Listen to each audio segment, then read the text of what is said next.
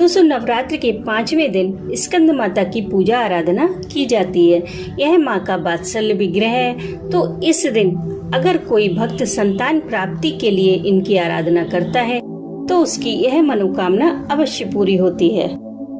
तो आज की वीडियो में मैं आपको संतान प्राप्ति के लिए एक उपाय बताऊंगी, जिसे अगर आपने पूरे विश्वास के साथ कर लिया तो आपके घर में खुशियों की किलकारी अवश्य गूंजेगी। साथ ही साथ मैं आपको बताऊंगी कि माँ की आराधना का मंत्र क्या है और उन्हें क्या प्रिय है, और स्कंद माता हमारे जीवन में कौन से ग्रह को बैलेंस करती हैं।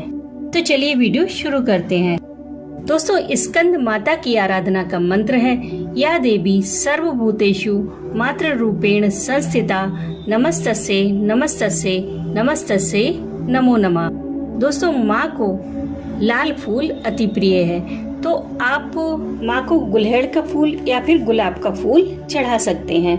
माँ को भोग में केला प्रिय है, तो आप केले का भोग अवश्य लगाएं। दोस्तों, माँ स्कंद माता बुध ग्रह से संबंध रखती हैं। वे बुध ग्रह को नियंत्रित करती हैं और बुध ग्रह हमारी बुद्धि के लिए और हमारे रिश्तों के लिए सर्वोत्तम माने जाते हैं। अगर हमारे जीवन में बुध ग्रह अच्छी स्थिति में नहीं है तो हमारी बुद्धि भी अच्छी तरह काम नहीं करती और ना ही हमारी वाणी मधुर होती है। रिश्तों में भी मनमुटाव रहता है। बुध ग्रह के शुभ फलों को प्राप्त करने के लिए हमें स्कंद माता की पूजा व उपासना करनी चाहिए। इनकी कृपा से बुध ग्रह के अशुभ प्रभाव धीरे धीरे शांत होने लगते हैं और हमें इसके शुभ फल प्राप्त होने लगते हैं। दोस्तों, स्कंद माता क्रियात्मक ज्ञान की प्रतीक है। उनकी गोद में उनका पुत्र स्कंद है, जिन्हें देवताओं का सेनापति कहा जाता है। असुर अंधकार है तो स्कंद प्रकाश है। यदि असुर मृत्यु है तो स्कंद अमृत स्वरूप है। असुर यदि असत्य है तो स्कंद सत्य है। स्कंद माता प्रेरणा देती है कि भक्त ज्ञान स्वरूप स्कंद को अपना सेनापति बनाकर जीवन युद्ध में विजय प्राप्त कर सकता है। मान्यता है कि देवी इच्छा शक्ति, ज्ञान शक्ति और क्रिया शक्ति का समागम है। जब ब्रह्मांड में व्याप्त शिव तत्व का मिलन इन त्रिशक्ति के साथ होता है तो स्कंद का जन्म होता है।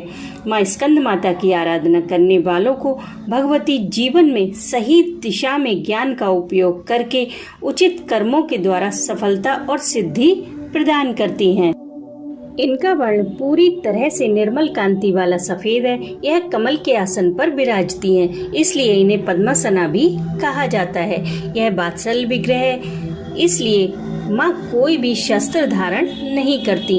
इनकी कांति का अलौकिक प्रभा मंडल उपासक को भी मिलता है। इनकी उपासना से साधक को मृत्यु लोक में ही परम शांति और सुख मिलता है। उसकी सभी इच्छाएं पूर्ण होती हैं। उसकी कोई लौकिक कामना शेष नहीं रहती। तो दोस्तों, आइए अब जानते हैं संतान प्राप्ति के उपाय के बारे में।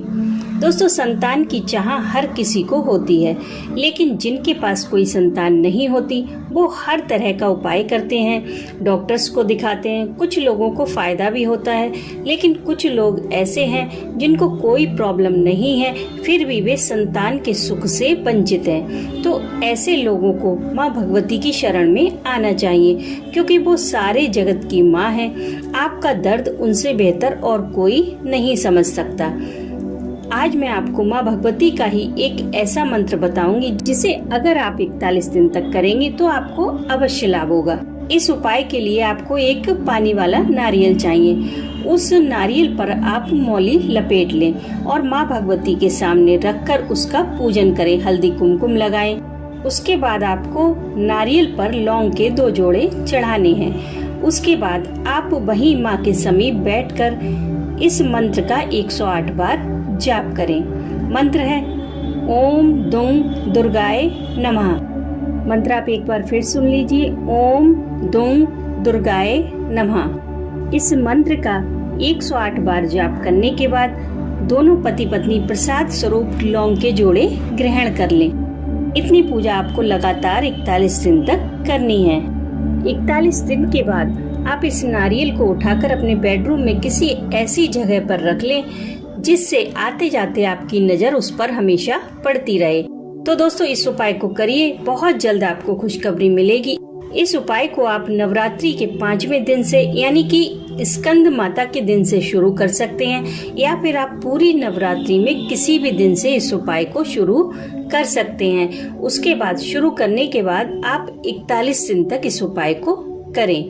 पूजा में पति पत्नी दोनों एक साथ बैठे तो बहुत अच्छा है, लेकिन अगर ऐसा संभव नहीं है तो आप अकेले भी इस पूजा को कर सकते हैं। पर लौंग का जो जोड़ा आपने चढ़ाया है वो आप दोनों लोग अवश्य ग्रहण करें। और हाँ दोस्तों, एक जरूरी बात, इस पूजा में आपको जब तक नवरात्रि चल रही है तब तक तो ब्रह्मचर्य का पालन करना है, बट उसके बाद आपको ब्रह्मचर्य का पालन नहीं करना है, बिकॉज ये साधना आप संतान प्राप्ति के लिए कर रहे हैं। इसलिए आपका एक साथ रहना बहुत आवश्यक है।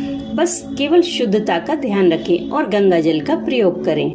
और दोस्तों एक और बात कि अगर आपने चौकी अलग लगाई हुई है माँ की, तो आप नवरात्रि में यह उपाय वहीं करें, और नवरात्रि के बाद अगर आप चौकी हटाते हैं तो मंदिर में आप माँ को स्थापित कर लें, और यह उपाय आप वहीं कर सकते हैं मंदिर में। इस उपाय के लिए आपको कोई अलग से चौकी लगाने की जरूरत नहीं है।